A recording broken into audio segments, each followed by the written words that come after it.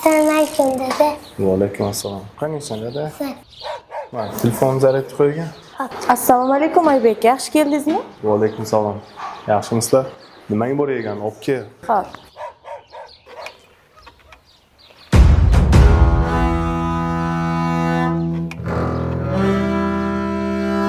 Oybek, kim bu? Mehroj, Ha, ketamiz o'g'lim. qayga? Bu uyga dadang yangi xotin olib kelib yashaydilar. Biz xalaqit bermaylik.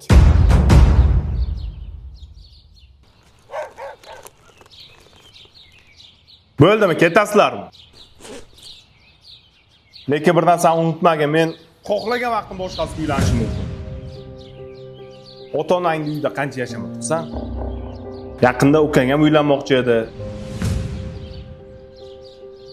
Vaqt oliy hakamligini esingdan chiqarmagan.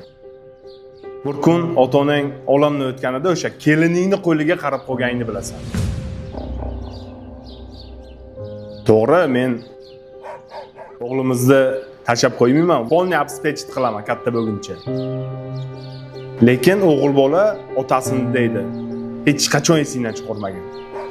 Katta bo'lgandan keyin oldimga keladi. Shunaymi o'g'lim? Ha,